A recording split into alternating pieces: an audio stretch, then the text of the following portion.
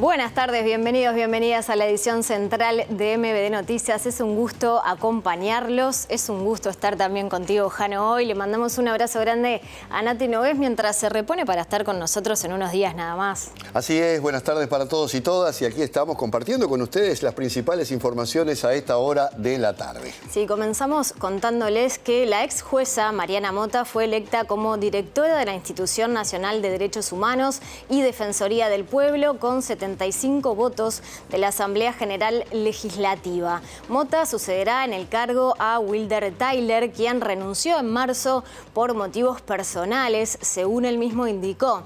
El otro nombre propuesto era el de la ex fiscal penal Gabriela Fossati, quien obtuvo un voto correspondiente al senador del Partido Colorado Gustavo Zubía. Otros 45 senadores y diputados votaron en blanco y se registraron 6 votos anulados. Sí, en diálogo con MBD Noticias, Mariana Mota criticó precisamente que para definir la actual integración de la institución no se le haya dado participación a las organizaciones sociales y adelantó que la semana próxima se reunirá con el director saliente, Wilder Tyler, para comenzar la transición. La designación de Mota fue cuestionada por la senadora del Partido Nacional, Graciela Bianchi, quien señaló que la ex jueza es invotable desde el punto de vista jurídico. En cambio, la senadora Frente Amplista, Constanza Moreira, argumentó que la trayectoria y el currículum de la nueva directora designada son imbatibles. Muy bien, tenemos más información también. Vamos con los titulares.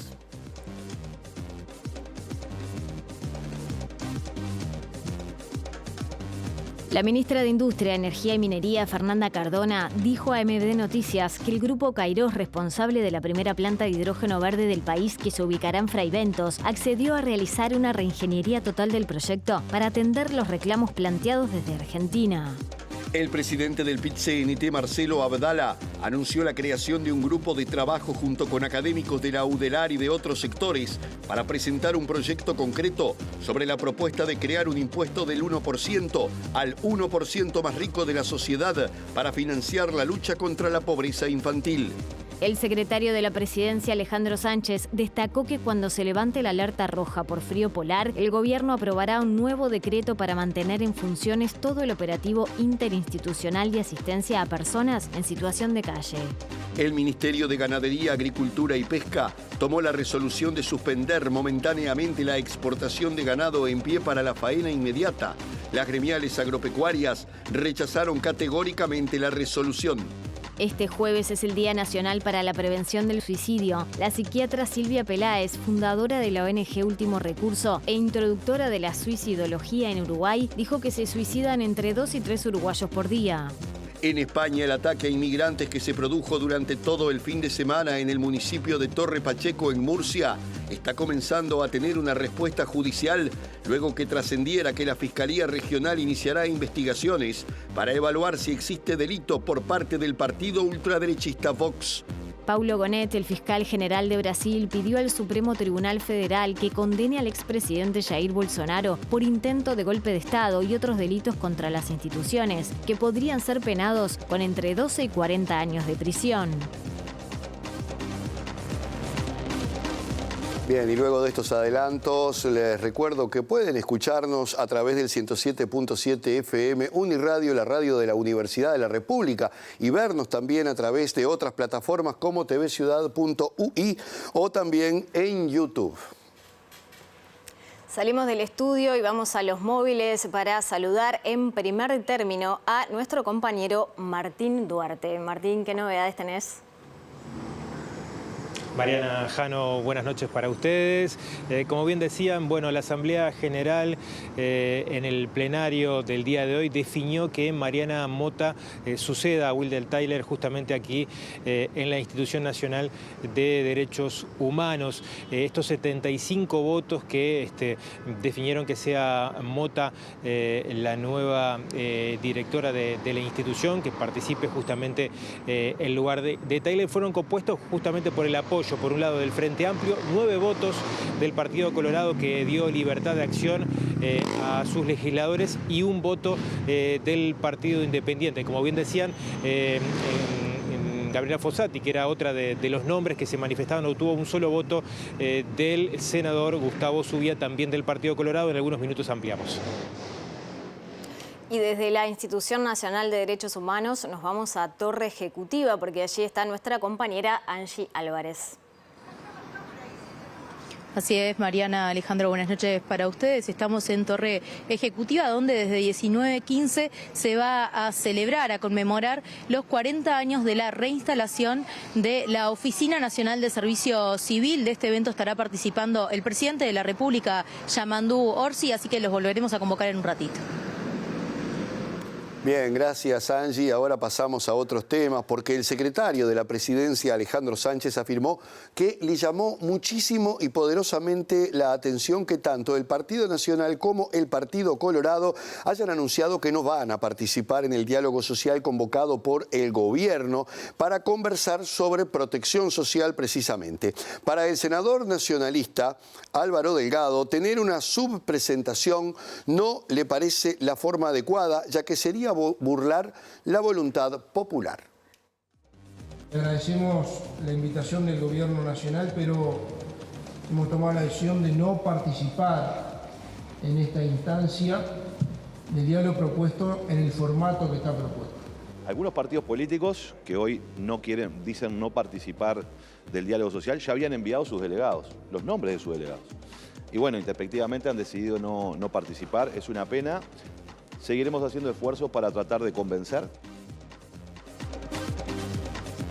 Comenzamos con el desarrollo de la información en la apertura del Encuentro Ministerial de Justicia y Telecomunicaciones, organizado por el Centro de Estudios CERTAL. El presidente de la República, Yamandu Orsi, dijo que si institucionalmente tenemos tendencia a la rigidez, es probable que veamos pasar el tren más rápido y que el desafío para los gobiernos es garantizar a la población un acceso democrático a la tecnología y también a las comunicaciones. Sí, el primer mandatario subrayó que el gran desafío es cómo lograr una convivencia democrática con una dinámica de telecomunicaciones cada vez más acelerada.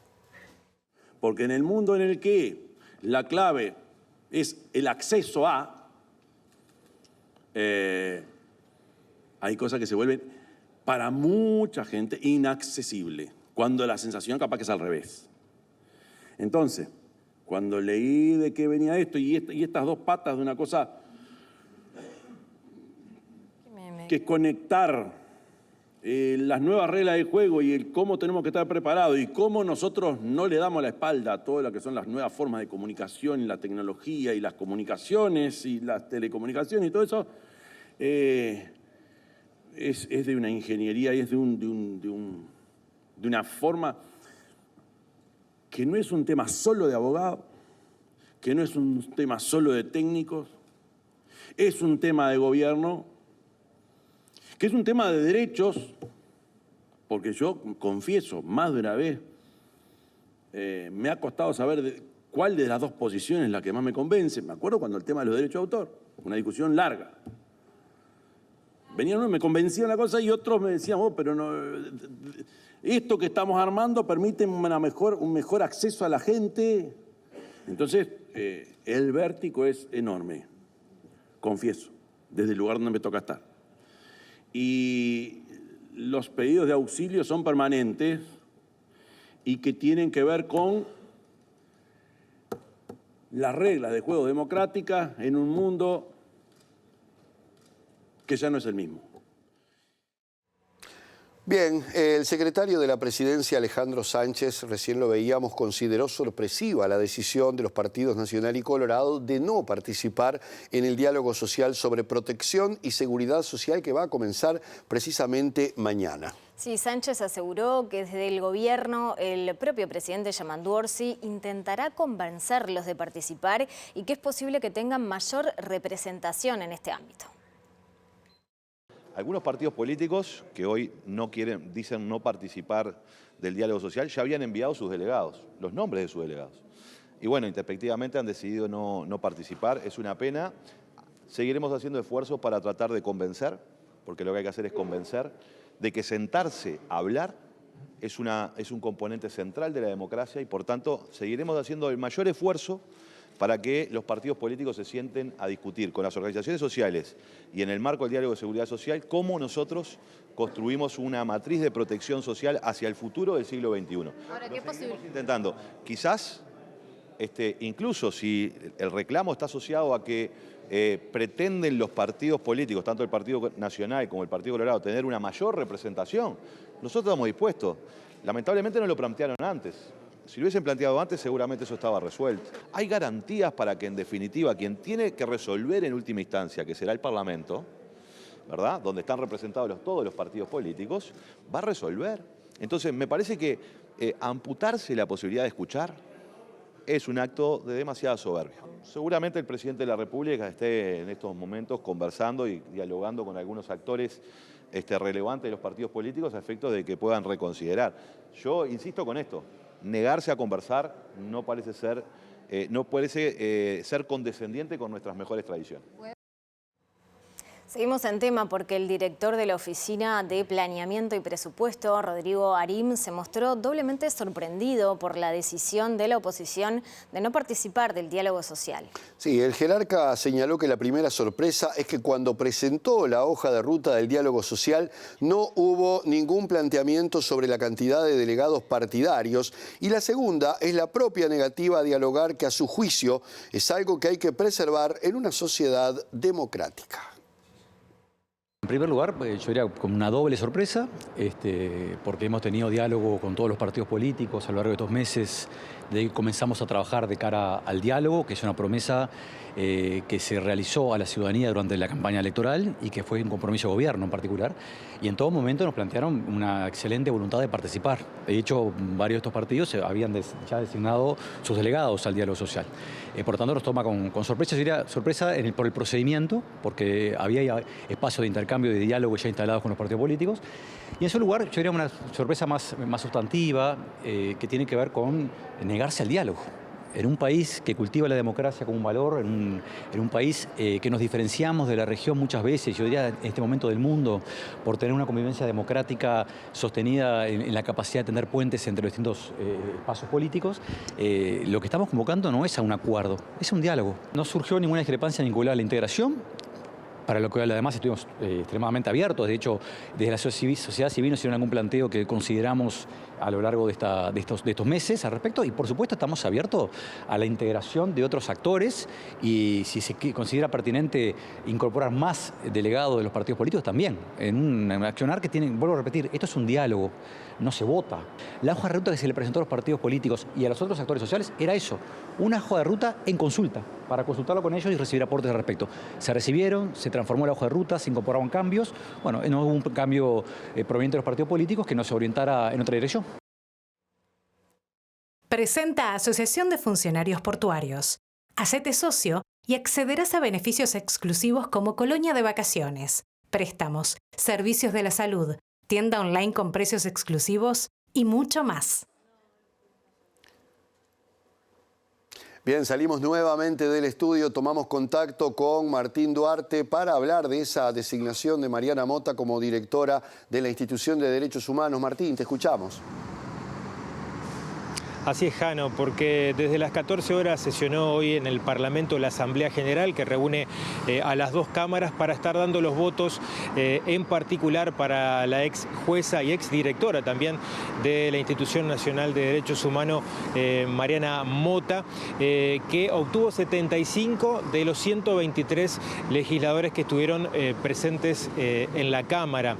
En particular señalar que Mota ya estuvo como directora de la institución entre el 2017 y el 2022, y de esos 75 votos que obtuvo en la jornada de hoy estuvo compuesto por el apoyo que recibió del Frente Amplio como fuerza política, de 9 votos de los legisladores del Partido Colorado. El Partido Colorado dio libertad de acción en torno a la votación de esta jornada, y un voto del Partido Independiente. El Partido Nacional, Identidad Soberana y Cabildo Abierto votaron en este caso en blanco y anulado colorado no dieron el apoyo a ninguna de las candidatas, en este caso a la dirección. Si les parece, vamos a escuchar y ver parte de lo que fue la votación y algunos argumentos, entre ellos el de Gustavo Subía, el senador colorado, que fue el único voto que recibió Gabriela Fossati.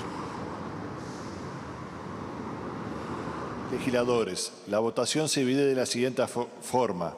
Doctora Fossati, 1 voto. Doctora Mota, 75 votos. En blanco, 41 votos. Anulados, 6 votos. De acuerdo con este resultado, queda electa para ingresar al Consejo Directivo de la Institución Nacional de Derechos Humanos y Defensoría del Pueblo, la señora Mariana Mota. En la bancada del Partido Colorado quedamos en libertad de acción los diversos representantes y en función de esa libertad de acción reivindico el único voto para la doctora Fossati que se vertió en esta sala, que fue el mío. Es evidente la diferencia entre la doctora Mota y las otras 2 candidatas propuestas con respecto a la experiencia, por supuesto, a su formación, a su trayectoria, a su acumulado académico y en el ejercicio también de su profesión con respecto a la temática de los derechos humanos, pero sobre todo, señora presidenta, a la experiencia ya recogida, ya acumulada por la doctora Mota en esta tarea. Gracias al Parlamento por hoy haber tenido esta extraordinaria votación para una más extraordinaria mujer. Por allí algunas de las reflexiones que dejaban los legisladores argumentando su voto a favor y en contra, ¿no?, de los las distintas candidatas.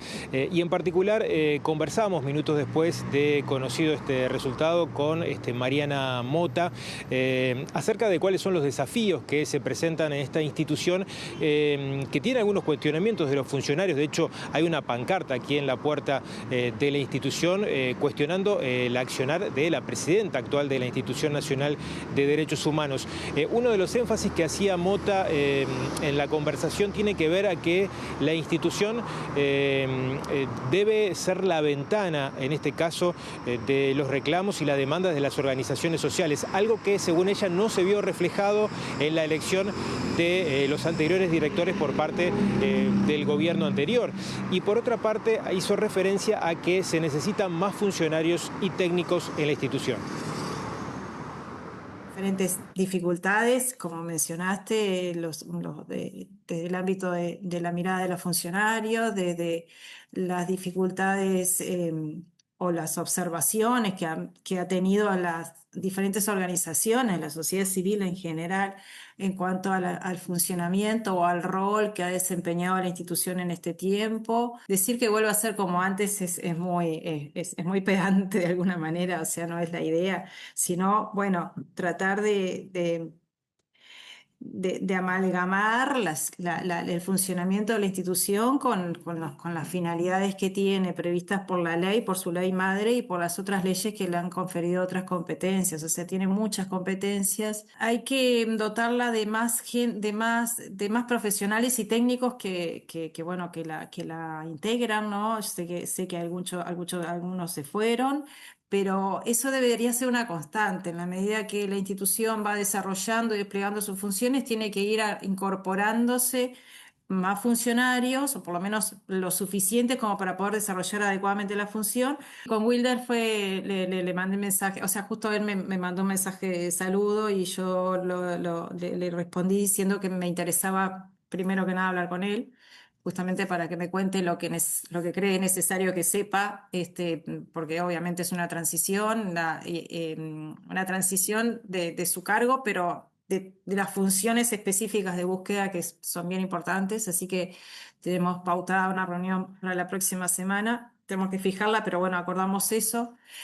Y después sí, de las organizaciones, sí, la verdad que eso es una satisfacción personal. Siempre he tenido el apoyo de ellas y eso me llena de mucho de satisfacción, claramente. En realidad debería ser una constante. La institución debería si bien es el vínculo y el diálogo que tiene constantemente con las organizaciones, más allá de que este vínculo y este diálogo ha decaído, como decía al inicio, debe fortalecerse, pero además debe ser una ventana de escucha a las organizaciones, y eso también debe verse reflejado en la forma en que se propone si se designan los integrantes del Consejo Directivo. Eso es algo que se quebró en la anterior designación y debería volverse a eso. Bueno, y por último, si les parece, vamos a compartir algunas reflexiones de los legisladores una vez conocido el resultado de la votación. En particular, desde el Frente Amplio se manifestó la satisfacción. Era uno de los nombres, como señaló la senadora Constanza Moreira, que se pretendía que hubiera este acuerdo interpartidario. Y por otra parte, la otra cara, la senadora Graciela Bianchi, haciendo referencia, en este caso, a que el nombre de Devota, según ella, es invotable por un lado, y que su ponencia que realizó en la Comisión del Senado dejó mucho que desear. Nosotros a Mariana Mota habíamos decidido no votarla porque es, desde el punto de vista jurídico institucional, invotable. ¿Por qué le parece invotable? A mí no me preocupa que lo hayan presentado todas las agrupaciones de derechos humanos, de familiares, Crisol, toda la misma composición, con todo respeto, pero toda la misma composición político-ideológica. Eso no me interesa. Ya estuvo 5 años en la institución de derechos humanos, y el otro día, cuando hizo la ponencia, la verdad que fue pésima la ponencia. Primero porque leyó todo el tiempo, una persona que aspira a ese cargo por lo menos tiene que saber lo que está diciendo, pero además más del 80%, yo diría más del 90%, se refirió exclusivamente al tema de los detenidos desaparecidos. Ella es una representante absolutamente sesgada, y reitero que sus antecedentes institucionales no me permiten respetar su actuación. Su persona sí, obviamente, pero no su actuación. Era el nombre que como Frente Amplio nosotros disponibilizamos allí para un acuerdo interpartidario que costó mucho sacar. Sin duda, desde el punto de vista de su trayectoria, de su currículum, era imbatible como candidata, pero luego siempre se hacen consideraciones políticas que no son sobre la persona, sino que son sobre los derechos humanos. Es una institución que está en problemas, y nos parece que la incorporación de Mota es muy importante para devolverle prestigio, potencia, dignidad, y bueno, prontamente tendremos además que designar al sustituto, la sustituta de Leñani, que también se fue de la institución. Entonces, y después dar cuenta de todo el proceso que significa la denuncia por acoso laboral a su presidenta, la denuncia de los funcionarios. Hay mucha cosa que hacer por la institución, pero ahora hay que terminar de completar ese directorio. Bien, pasamos a otro tema. La ministra de Industria, Energía y Minería, Fernanda Cardona, dijo a MBD Noticias que el grupo Kairos, responsable de la primera planta de hidrógeno verde del país que se ubicará en Fraiventos, accedió a realizar una reingeniería total del proyecto para atender, entre otros, los reclamos planteados desde Argentina. Sí, la jerarca destacó que el objetivo es avanzar lo más rápido posible para que se concrete esta iniciativa que fue anunciada hace más de 2 años. Hay varias carteras del gabinete trabajando con la empresa. La empresa fue de recibo en el sentido de planteamientos que le hicimos, no solo con requerimientos a nivel nacional, sino requerimientos también de lo que Argentina nos había planteado como una preocupación. La empresa hizo una reingeniería, digamos, de su proyecto original, y están trabajando en diferentes ámbitos públicos para ir cerrando partes que tienen que ver con el negocio. Se habrán tomado conocimiento porque salió en la opinión pública que el tema de ambiente en principio estaría bastante avanzado. También están trabajando con UTE y con ANCAP la parte que le toca en lo que tiene que ver con la parte de energía. Y bueno, estamos siguiéndolo muy mancomunadamente a nivel de presidencia y de los ministerios, y trabajando con la empresa porque, entre otras cosas, nos pusimos un cronograma de trabajo que tiene que ver con que tenemos que avanzar lo antes que podamos para poder definir un proyecto que además fue anunciado hace más de 2 años y que no había tenido ninguna concreción. Entonces nos pautamos, además de trabajarlo con ejes estratégicos de esta administración, como son el tema ambiental, social y económico, también ponernos un programa de trabajo para resolver si se sí o si no. Pero lo cierto es que venimos trabajando muy bien y que la empresa ha recibido de muy buena manera en su proyecto los requerimientos de esta administración. Cambiamos de asunto. El presidente del PIT-CNT, Marcelo Abdala, anunció la creación de un grupo de trabajo con académicos de la Universidad de la República y de otros sectores para presentar en un plazo de 2 meses un proyecto concreto sobre la propuesta de crear un impuesto de 1% al 1% más rico de la sociedad para financiar la lucha contra la pobreza infantil. Abdala señaló que se buscará demostrar que en los países en los que se aplicaron iniciativas similares, no hubo ningún descalabro económico. La verdad, estamos recontra contentos de que esto haya sido, digamos, dinámico en el debate público. Todos los elementos que tenemos nosotros demuestran que es una propuesta absolutamente razonable, y lo nuevo, como nosotros planteamos una idea ética, porque está bien hablar de desigualdad, está bien hablar de resolver los problemas de la pobreza infantil, y para eso hay que mirar a la cúspide de la sociedad. Entre el Instituto Cuesta Duarte, los economistas, digamos, de la Universidad de la República, todo el saber técnico especializado en esto, porque hay que tener una propuesta específica súper solvente desde un punto de vista técnico, vamos a estar trabajando en un periodo de 2 meses para que el movimiento sindical no solamente haga lo que ya hizo, que es comunicar una idea, sino directamente entregar un proyecto a todo el sistema político y en particular al Poder Ejecutivo, que tiene iniciativa privativa en esta materia, para que lo convierta, si así la sociedad le parece bien, digamos, en una iniciativa concreta, ¿no? Si nosotros no entendimos mal, el ministro de Economía dijo que no conocía la evidencia técnica que maneja el PIT-CNT, y Mauricio da Rosa y Joan enviaron una carta a nuestro PIT-CNT en donde dejan claramente establecido que no existe evidencia alguna, porque hay que invertir la carga de la prueba. Esto es muy importante. No existe evidencia alguna de que un tributo de este tipo genere ninguna catástrofe económica. Bien, la Asociación Nacional de Productores de Leche apoya la decisión de Conaprole de cerrar su planta en Rivera y destaca que eso no implicará el despido de ninguno de los 22 empleados ni afectará a productores de la zona. La gremial manifestó su preocupación por los perjuicios que pueden causar las medidas del sindicato de la cooperativa y confirmó que el pasado viernes algunos tambos tuvieron desbordes de leche en sus tanques debido al no retiro de la producción. A nivel de los 22 funcionarios que hoy trabajan en la planta de Rivera, Conaprole se ha comprometido, porque fue una pregunta que nosotros se le hicimos, se ha comprometido a buscarle una solución a todos y nadie va a quedar despedido. Eso es muy importante cuando a nivel país hemos tenido empresas que se han ido y empresas multinacionales a nivel lácteo, como que no quiero nombrar el nombre, pero que se han ido de un día para otro y que no ha habido ningún conflicto en este país.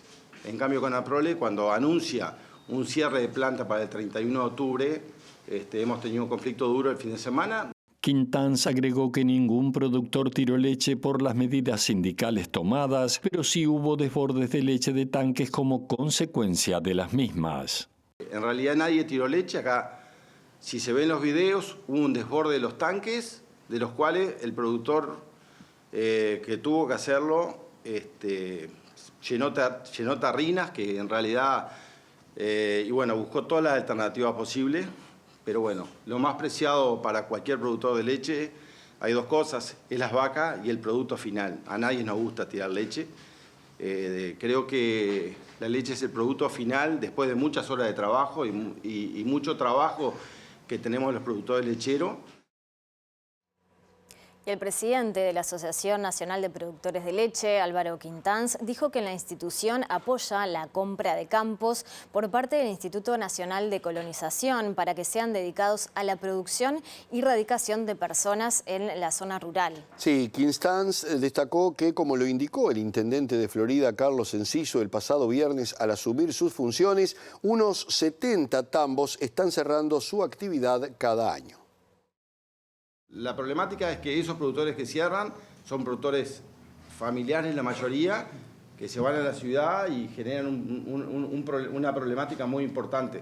Pero de cualquier manera, hay tambos muy grandes, como vino una multinacional Ola, que producía 500.000 litros por año a nivel país, que generaba muchísima mano de obra para Uruguay y se fue también, ¿no? Entonces, el problema son de los tambos familiares, pero los tambos grandes también lo tienen el problema, ¿no? Nosotros tuvimos reunión el año pasado con todas las gremiales, con los presidenciables y todo, y hizo, la NPL hizo, Florida hizo, Canelones hizo, todas las gremiales hicieron, y trabajamos con los presidenciables, diciéndole que la importancia que tiene el Instituto Nacional de Colonización en la compra de este y de todos los campos, ¿no? Quiero aclarar que no va enmarcado en esto, hemos estado siempre de acuerdo, porque la única manera, el productor lechero tiene más del 50% en tierras arrendadas, por lo tanto, tanto al Instituto de Colonización como a privados, por lo tanto, el acceso a la tierra es muy importante para que el productor familiar pueda producir más y pasar a mayor escala para tener una mayor rentabilidad.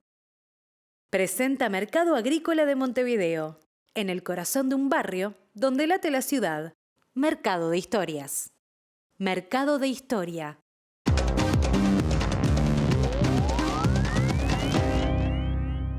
Y ahora abrimos el capítulo internacional refiriéndonos al episodio que ha marcado los últimos días en España, particularmente en la localidad de Torre Pacheco, en la provincia de Murcia, donde ayer les informábamos, se han dado estos enfrentamientos entre, por un lado, jóvenes originarios del Magreb o ciudadanos que son extranjeros en esa zona y grupos de personas que llegaron para combatir y perseguir precisamente a estos extranjeros. Recordemos que el episodio lo desató un ataque que se dio sobre un adulto mayor por parte de 3 personas que ya están identificadas y detenidas que tenían ese origen. Pero fue la chispa que desató una situación que no solamente está presente en esta zona de España, sino en todo el país. Tiene que ver, por un lado, con el relacionamiento de las nuevas generaciones de hijos de migrantes que están siendo en este momento objeto justamente de una investigación por parte de las autoridades, sobre todo, lo decíamos ayer,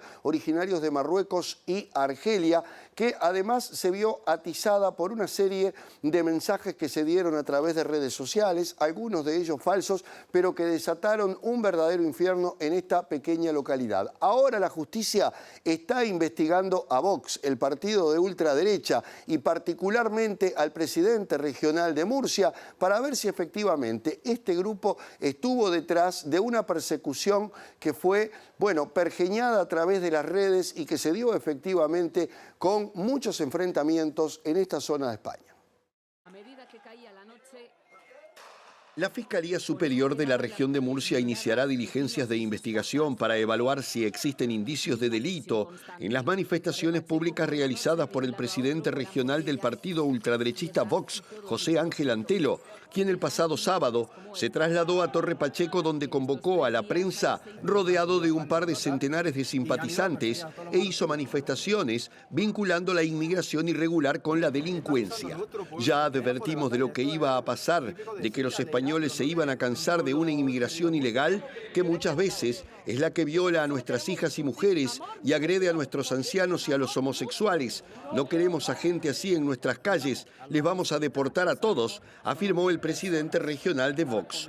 La investigación de la Fiscalía se extenderá a otras publicaciones realizadas en redes sociales y correrá a cargo de la fiscal delegada de delitos de odio tras las denuncias interpuestas por el Partido Socialista Obrero Español, Izquierda Unida y Podemos, partido que ha ido un paso más allá y ha pedido la apertura de un debate sereno pero rápido sobre la ilegalización del fascismo de Vox.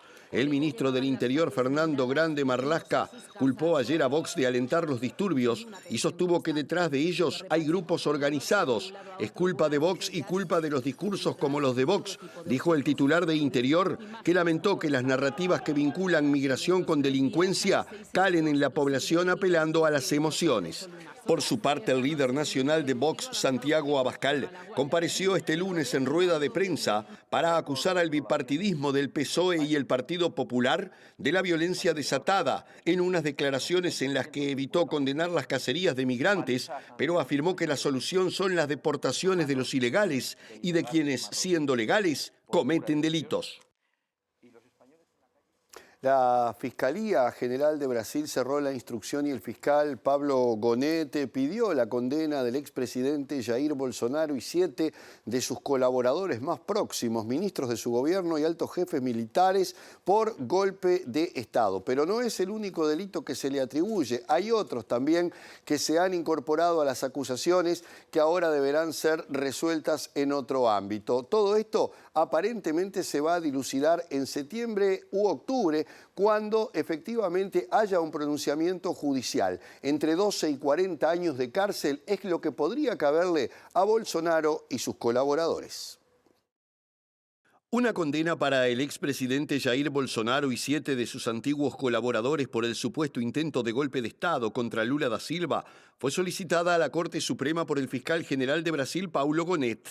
Gonete argumenta que los acusados deben ser condenados por 5 delitos: golpe de Estado, organización criminal armada, tentativa de abolición violenta del Estado democrático de derecho, daño cualificado por violencia grave o amenaza y deterioro del patrimonio protegido. De comprobarse estas acusaciones, Bolsonaro y el resto de imputados, entre los que se encuentran antiguos ministros de su gobierno y militares de alto rango, se enfrentan a una posible pena que puede oscilar entre los 12 y los 40 años de prisión. El fiscal asegura que existe un amplio conjunto de pruebas que incluye manuscritos, archivos digitales, intercambio de mensajes y documentos que revelan la trama conspiratoria contra las instituciones democráticas, a lo que suman los interrogatorios realizados a lo largo de la causa que evidenciaron la participación de los acusados en una organización criminal que buscó impedir el funcionamiento de los poderes y derrocar un gobierno legítimamente electo. El fiscal general concluyó que los 8 acusados orquestaron acciones para garantizar su permanencia autoritaria en el poder a través de tentativas de ruptura violenta del orden democrático, es decir, intentar derrocar por la fuerza al sistema democrático vigente. El turno ahora es para los imputados, que deben presentar sus posiciones sobre los alegatos presentados por la Fiscalía para que finalmente el juicio entre en su etapa final y quede listo para sentencia, algo que el tribunal prevé que pueda ocurrir entre septiembre y octubre del 2025. Y retomamos la información diciendo que el secretario de la Presidencia, Alejandro Sánchez, destacó que cuando se levante la alerta roja por el frío polar, el gobierno aprobará un nuevo decreto para mantener en funciones el operativo interinstitucional de asistencia a personas en situación de calle. Sánchez dijo que es muy optimista en llegar a un acuerdo satisfactorio con el consorcio adjudicatario del proyecto Neptuno, que está actualmente en suspenso.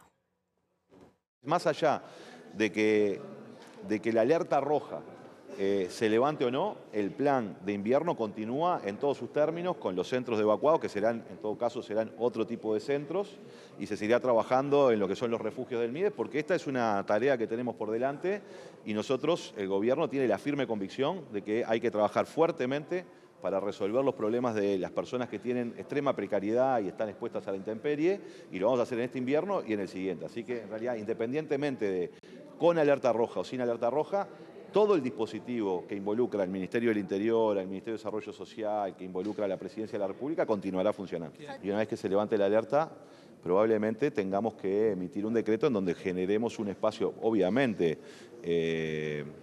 multisectorial para trabajar en la misma órbita que estamos trabajando hoy, donde seguiremos trabajando en el marco del legal que tenemos hoy para que las personas no pernoten en la vía pública y sean trasladadas a centros de atención y luego derivadas a centros de refugios más permanentes, ¿no? Entonces, eso es lo que nosotros tenemos planificado, es decir, que la dinámica sea la misma con alerta roja o sin alerta roja. La semana que viene vence el plazo de suspensión del proyecto Neptuno. ¿Ya está resuelto lo que va a pasar? ¿Ya tomaron una decisión?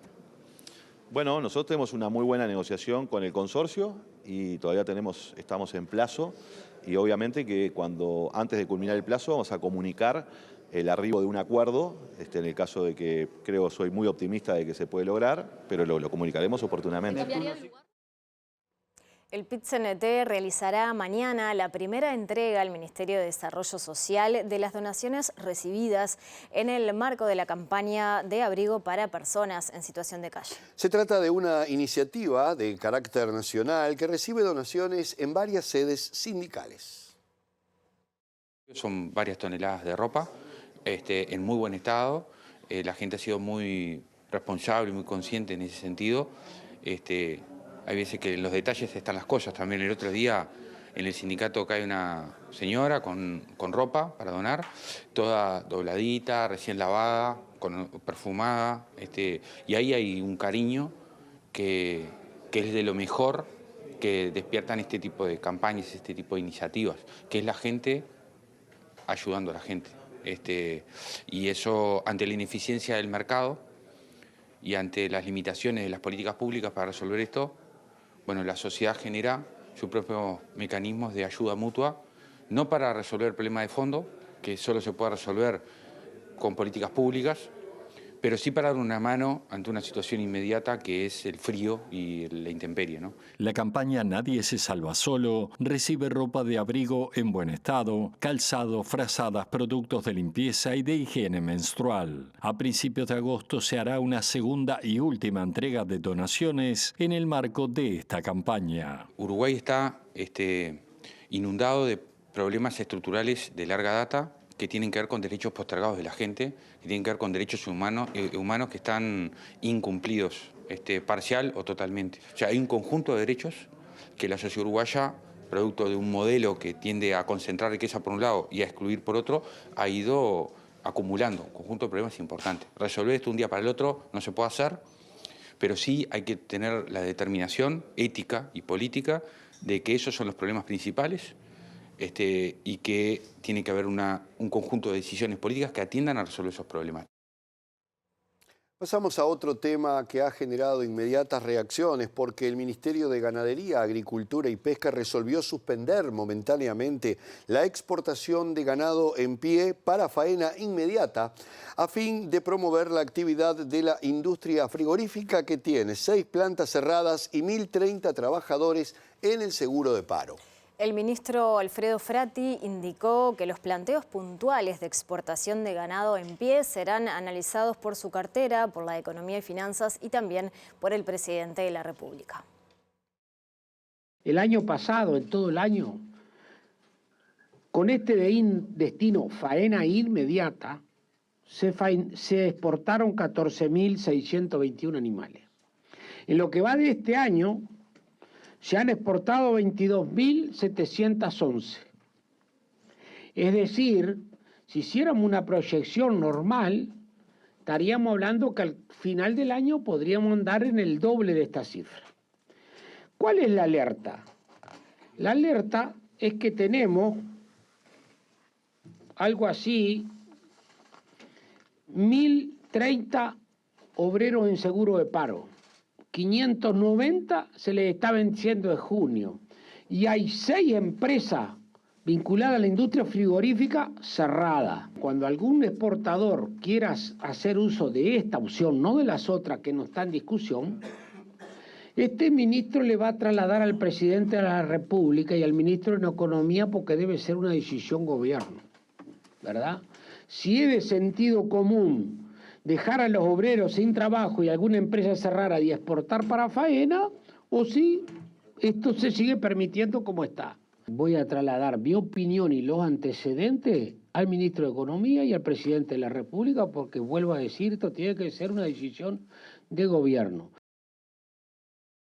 Y las gremiales agropecuarias rechazaron la decisión del gobierno por entender que es una muy mala señal para el comercio limitar las exportaciones con cualquier destino y enfatizan que es una mala señal interna sobre el precio del ganado. En un comunicado firmado por la Asociación de Cultivadores de Arroz, la Asociación Rural del Uruguay, las Cooperativas Agrarias Federadas y la Federación Rural aseguran que han acompañado otras medidas adoptadas por el gobierno que, según dicen en el comunicado, pregona por la apertura de nuevos mercados. Asimismo, destacan que hubo falta de claridad y seguridad en el manejo de políticas de esta relevancia.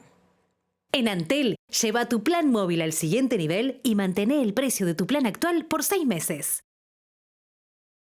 Y con este mismo tema volvemos a tomar contacto nuevamente con Martín Duarte. Te escuchamos, Martín. Así es, Jano, a propósito de esta comunicación de las gremiales rurales, vamos a tener la mirada de la ARU, de la Asociación Rural del Uruguay, atrás de su presidente, Rafael Ferber, que nos recibe en esta noche. A propósito de estas consideraciones del ministro y de esta medida, bueno, Rafael, buenas noches en primer lugar. ¿Qué lectura se hace desde la ARU de esta suspensión momentánea de exportación de ganado en pie para faena? A propósito de la conferencia que brindó también el ministro en la jornada de hoy. ¿Qué tal? Buenas noches. Bueno, una situación que es muy grave, que la verdad que se rompió confianza en la cadena, se la perjudicó en ese aspecto, que eso es muy fácil de hacer y ahora hay que reconstruirla.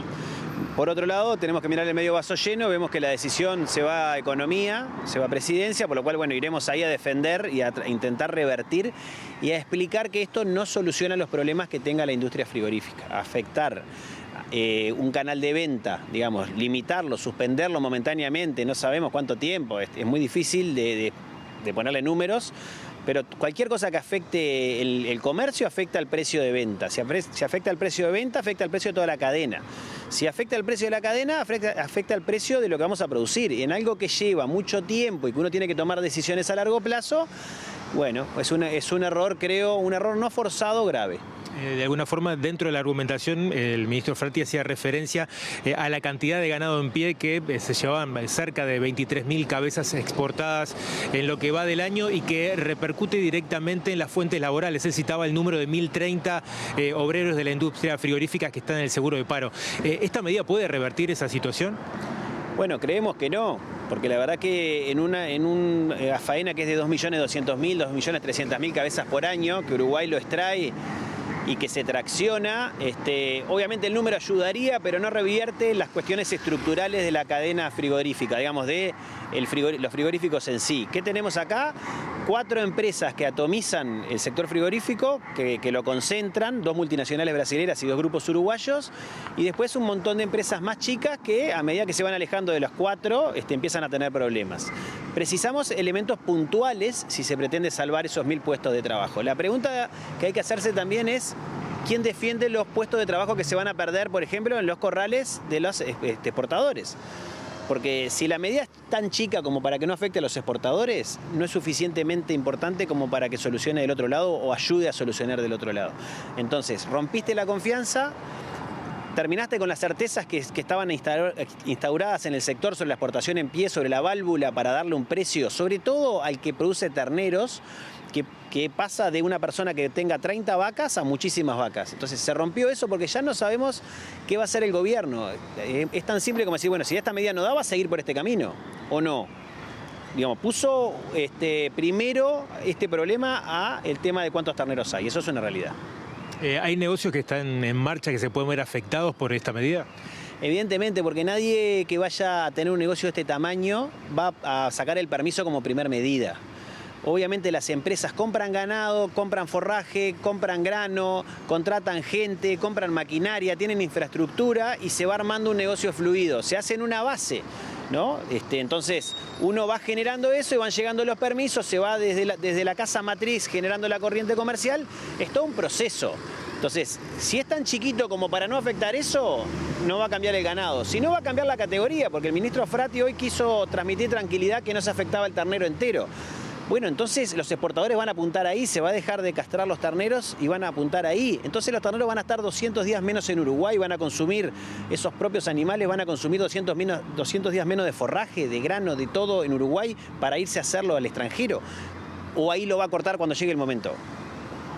Es muy difícil, realmente se generan muchas dudas, muchas incertidumbres. Cuanto más te lo preguntás, nosotros tenemos las preguntas, sabemos el efecto, pero realmente tocar algo en todo esto tiene consecuencias difíciles después de seguir. Por último, Frati también dejó claro en la conferencia que esta, más allá de su mirada y su opinión, la decisión para los exportadores que presenten, en este caso, el negocio como tal va a ser definido con el presidente de la República y con el ministro de Economía, porque es una decisión país, ¿no? De alguna forma lo señalaba desde esa manera. ¿Ustedes tienen previsto una reunión el próximo jueves con O'Donnell y van a plantear el tema con el presidente? Bueno, sí, porque queremos explicar esto, queremos explicar que si se quieren ayudar a determinadas industrias en problemas, hay que apuntar para medidas específicas para esas determinadas industrias. Claramente no tiene problemas toda la industria frigorífica. Hay mucha industria frigorífica trabajando muy bien en Uruguay, que obviamente siempre va a estar tensionado el precio de compra del ganado entre los productores y las industrias, pero hay muchas que están creciendo y están fuertes. ¿Qué hacen esas industrias? Crecen en su capacidad de faena. Y después pretendemos que todos trabajen cuando ellos mismos crecieron en su capacidad de faena. Y los chicos obviamente empiezan a quedar en el camino.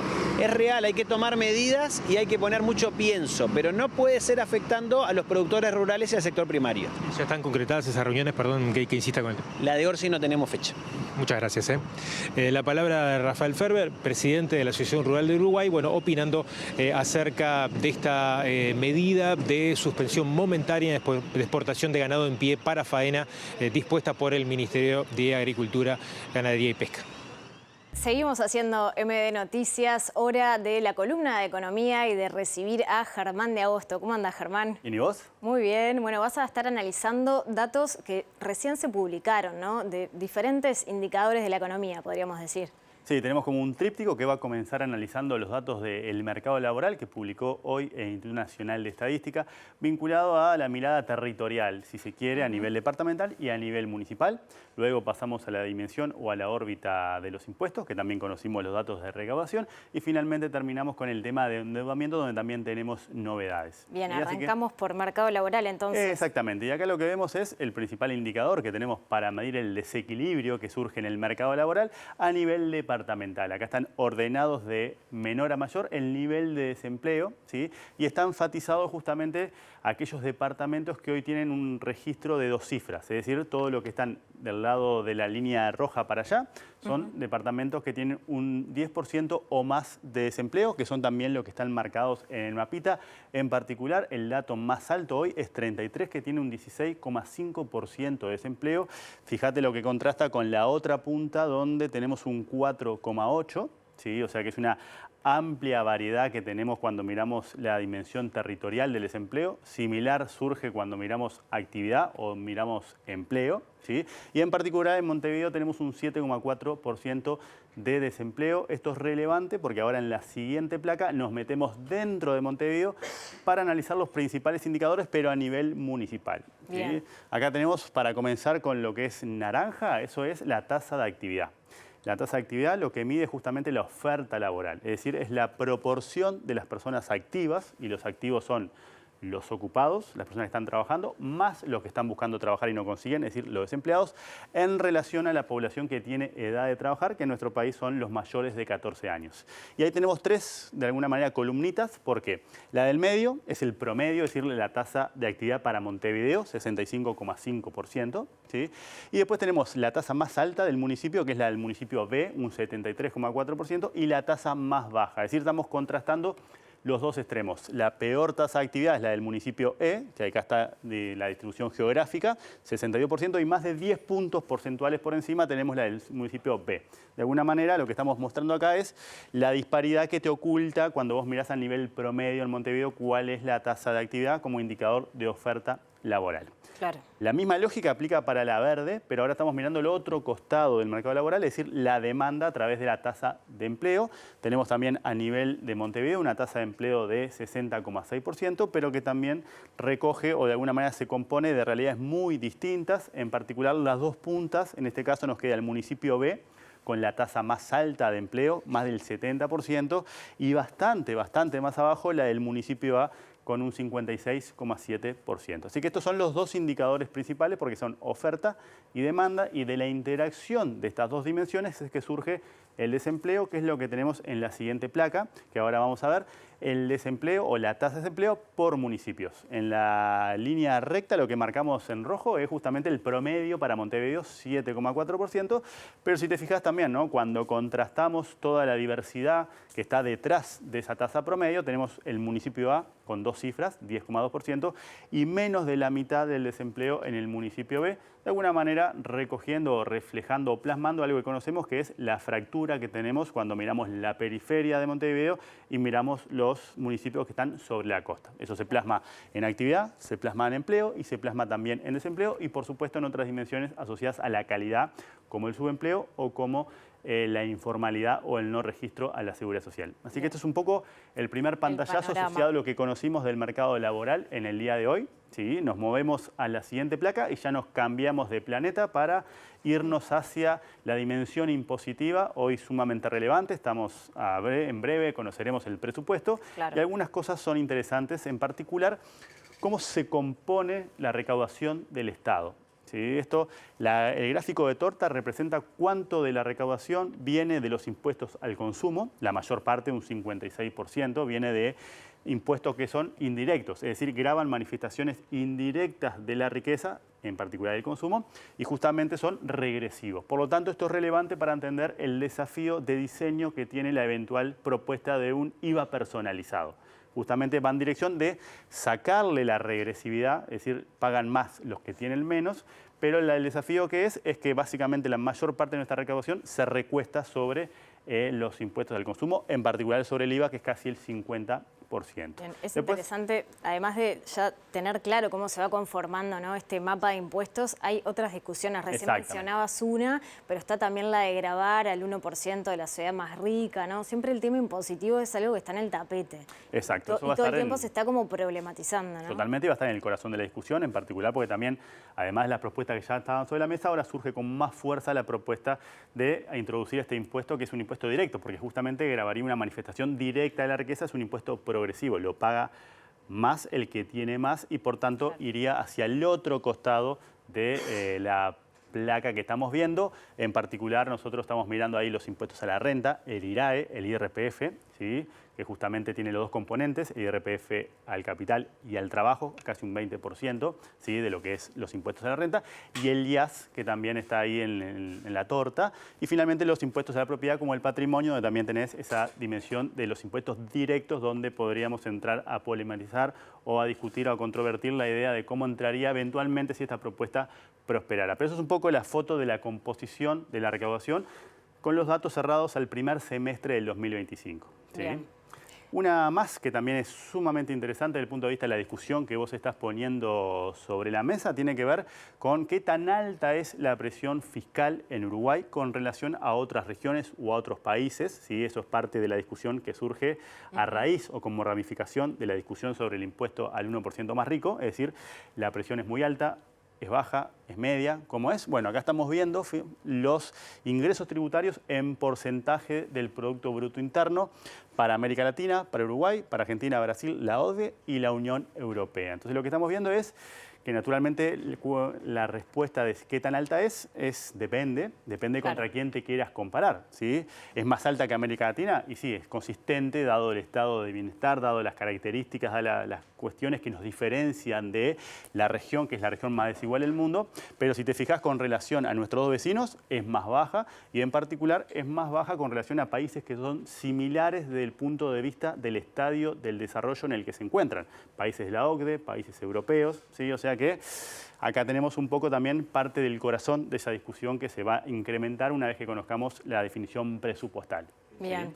Y otro de los temas que trajiste es el asunto del endeudamiento, que si no tengo mal entendido, estamos en términos negativos en relación a otros países, ¿no? O sea, Uruguay es un país bastante endeudado. Sí, acá vamos a la siguiente placa y nos vamos a meter primero a introducir un poco el contexto, ¿sí? Estos fueron los datos que conocimos el año pasado cuando este tema se metió en la discusión pública a raíz de la situación de que más de 1 millón de uruguayos están en el clearing, a raíz de que más de 800.000 personas están en una suerte de default financiero, ¿sí? Muchos de ellos por montos pequeños, obviamente muchos de esos son población vulnerable, ¿sí?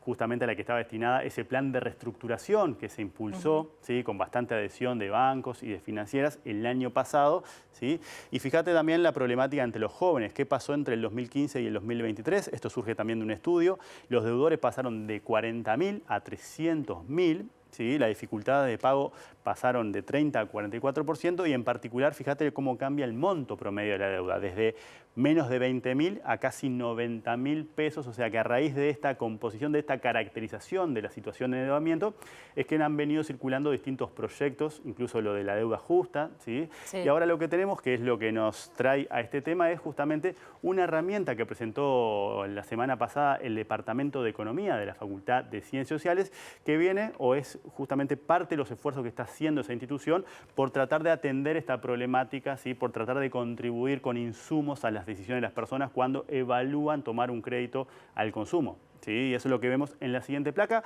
Vamos a hacer una suerte de tutorial rápido de lo que tiene esta página, pero básicamente es una forma sencilla de visualizar para que una persona que está evaluando, ¿sí? Si tomar un crédito o no, y en particular si lo va a tomar, dónde tomarlo, ¿sí? Esto acá lo que hace es sintetizar toda la información que está disgregada en todas las páginas web y muchas veces de forma confusa. Parte de los problemas que están asociados a esto es la dificultad en la transparencia, ¿no? La parte más turbia, si se quiere, claro, de cómo se comunican estas cosas, de cómo aplican los recargos, de cómo aplican las multas, o sea, un montón de cosas todo que el hacen. tema del marketing también, ¿no? Exactamente, ¿no? Por eso entonces lo que hace esto es tratar de limpiar y tratar de sintetizar la información. Yo acá solamente extraje la captura de pantalla de la parte de arriba, porque cada pestañita de esas tiene distinto tipo de información y esa información es visual, es una gráfica que te muestra, ¿sí? Distintas tasas. En particular, la primera pestañita es la tabla de resumen, donde vos podés bajar y podés visualizar todas las tasas que cobran, las tasas promedio, las tasas máximas y las tasas mínimas que cobran todas las instituciones que son bancos y financieras. En total hay 27 instituciones que están relevadas en esta página web. Después te podés mover a la segunda pestañita, ¿sí? Y ahí lo que podés empezar es a graficar eso, cómo ha cambiado en el tiempo. Nuevamente vas a ver cómo aparece la tasa mínima, la tasa promedio y la tasa máxima que cobra los bancos y las financieras. Naturalmente las tasas de las financieras son bastante más altas que las de los bancos, ¿sí? Y acá lo que te permite es comparar esas dos dimensiones. Algo similar surge cuando pasás a la tercera pestaña, que es la que está en azul. Eso es lo mismo, muestra la misma información, tasas promedio, tasas máximas y mínimas, pero por institución. De vuelta podés meterte en cualquier institución de las 27 que están y vas a ver cómo en el tiempo ha ido evolucionando esa idea. Y lo mismo pasa con las otras dos, ¿no? Es un simulador para vos poner la información que es necesaria para tomar esa decisión y te lo calcula, y finalmente para comparar entre instituciones. Así que esto es una buena herramienta porque justamente viene a facilitar o generar insumos para una problemática que es justamente sumamente compleja, ¿sí? Exactamente. Entonces invitamos a la gente que esté interesada a entrar a la página de la Facultad de Ciencias Sociales.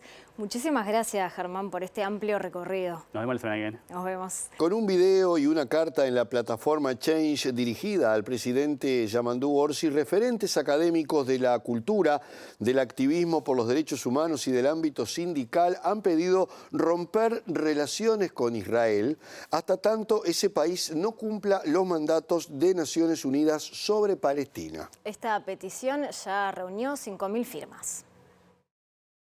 Nos dirigimos a usted como ciudadanas, ciudadanos y residentes en Uruguay que asistimos con indignación al genocidio que el Estado de Israel está perpetrando ante los ojos del mundo en Gaza, así como la violenta limpieza étnica en Cisjordania contra el pueblo palestino. Así comienza la carta dirigida al presidente Yamandu Orsi y que desde el 14 de junio ya fue firmada por casi 5.000 personas en la plataforma Change, entre ellas referentes de diversas áreas culturales y sociales como Tabaré Rivero, Elena Zaffaroni, Gregory Randall y Fernanda Aguirre. Vemos como la falta de voluntad política de los gobiernos para cumplir con sus obligaciones internacionales perpetúa el sufrimiento del pueblo palestino y la impunidad de un régimen que ha violado todas las resoluciones de Naciones Unidas que le ordenan poner fin a la ocupación ilegal, la colonización, el apartheid y el genocidio, denuncian los firmantes. Sobre esta base le piden al presidente Orsi que reconozca y condene el genocidio, que cumpla con las obligaciones internacionales y los mandatos de la ONU, además de retirar al embajador en Tel Aviv, clausurar la oficina de la Agencia Nacional de Investigación e Innovación en Jerusalén y suspender todas las relaciones con Israel, incluyendo las diplomáticas, hasta tanto ese país no cumpla con las resoluciones de la ONU sobre Palestina. Al finalizar la carta y el video de difusión reclaman poner fin a este horrible genocidio, sancionar a sus perpetradores y avanzar hacia una paz justa y duradera que respete los derechos humanos y colectivos del pueblo palestino. Y el Sindicato de Trabajadores de UTE, junto a vecinos del barrio La Aguada, están elaborando un almuerzo solidario para personas en situación de calle. Sí, la actividad se desarrolla los días martes y jueves durante los meses de julio y agosto en la Casa Sindical de AUTE, ubicada en la calle Agraciada 2463. Bueno, la iniciativa surgió en función de la necesidad y la emergencia que estamos viviendo, digamos, todos los uruguayos y uruguayas en realidad.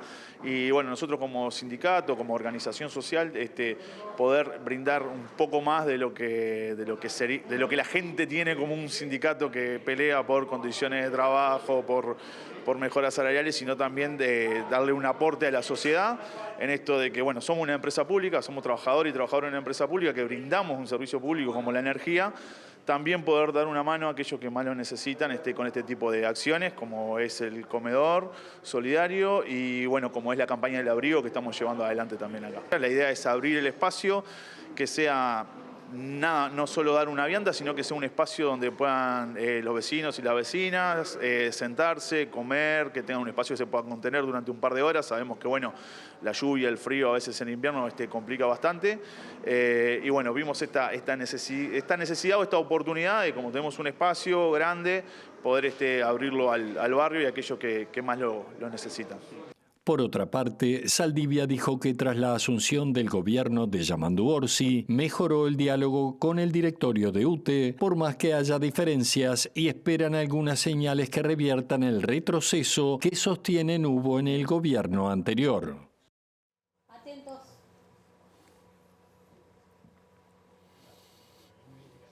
Bueno, es hora de compartir el pronóstico de Inumet para Montevideo y zona metropolitana. Les comentamos que para mañana miércoles 16 de julio se prevén precipitaciones, una temperatura máxima de 17 grados y una mínima de 10 grados. Sí, para el próximo jueves va a seguir lloviendo durante las horas de la mañana, cubierto, precipitaciones. Habrá una máxima de 13 grados el jueves y una mínima de 9, mientras que durante la tarde-noche habrá una disminución de nubosidad, pero habrá un poco de viento según el pronóstico del Inumet.